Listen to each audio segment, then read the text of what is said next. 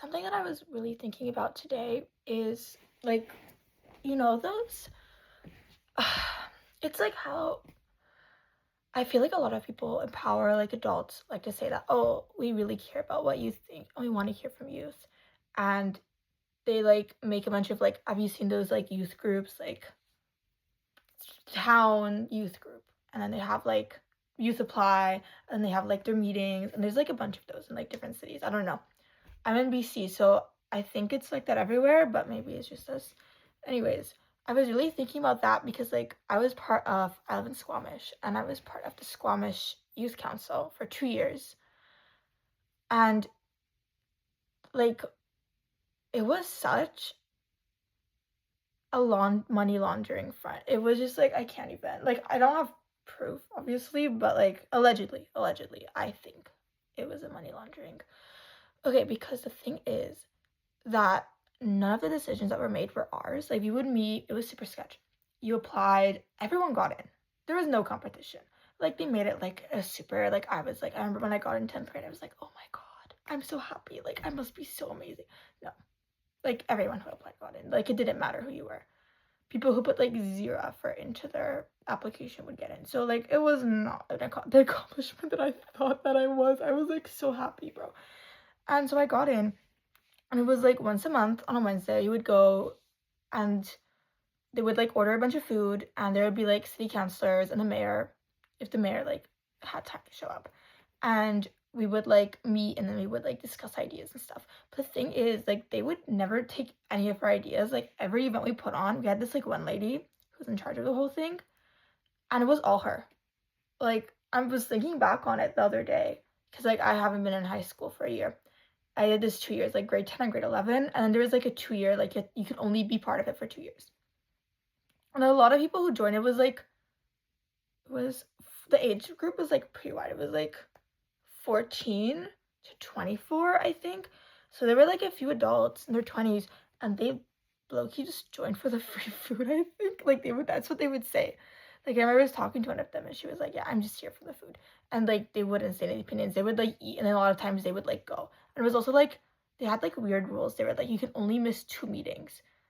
But there were people who like came to the first meeting and then never came again and there was like no repercussion. Like what are you gonna do about it? Anyways, so it was like it was so like ridiculous. We had like this big event where we like gave money to like we had a competition to give money to a nonprofit. And the whole thing, like none of it was our idea. Like they would make us feel like it was our idea, but it was their idea. I don't know if that makes sense, but like we're youth, right? So they would like manipulate, they would like feed us the idea to make us think that we came up with it. And it was just like it's so crazy because like it's so corrupt.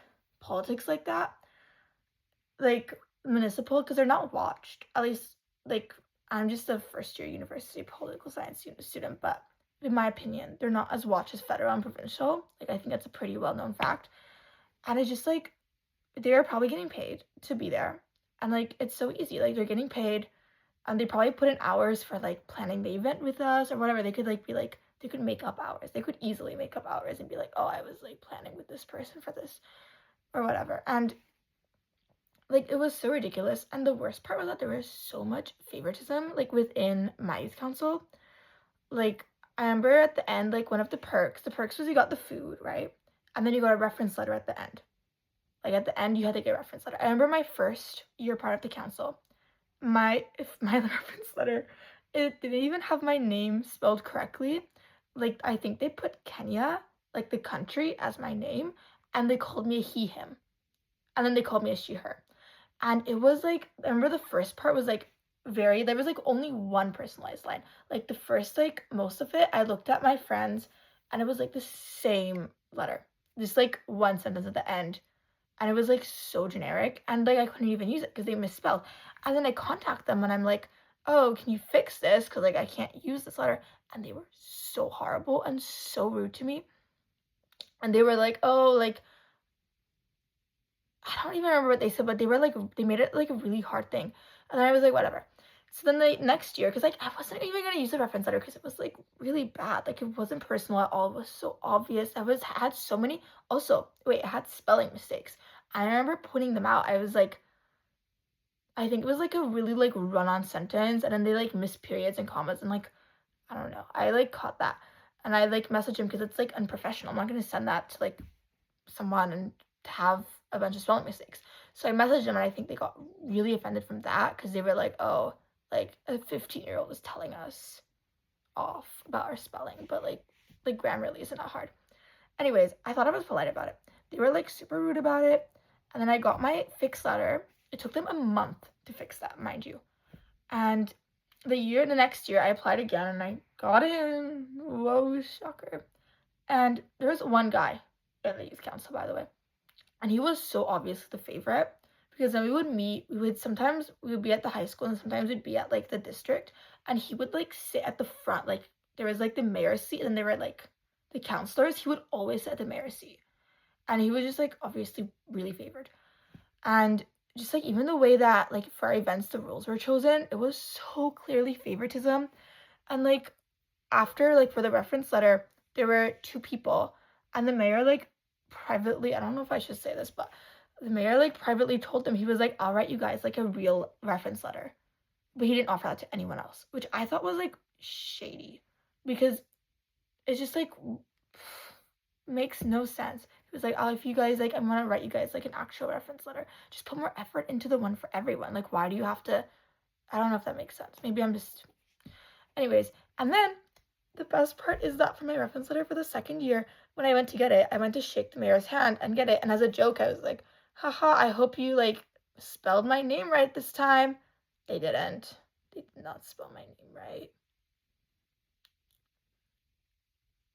Again. And it was also AI generated because I took a screenshot and I uploaded it and it was AI.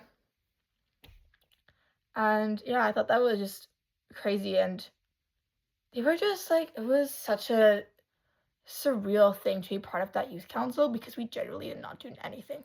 Like it was, they were like, oh, you want to hear the like voices of youth or whatever. They did not listen to us. Like none of our opinions were heard. None of our voices were heard. It was them telling us what to do. We were like this sparkling image that they put in front of them that like, look, we have youth. Yay. But like, and it makes me wonder if that's how all youth councils operate or if mine was just like that. Like I would love to hear other people's like experiences because I don't know, it was just it was not great, honestly, and it made me think really poorly of our municipality that this was just like the norm.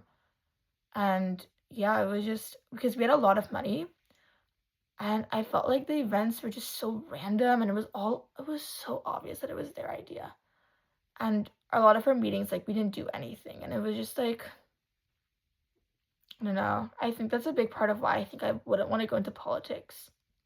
But yeah.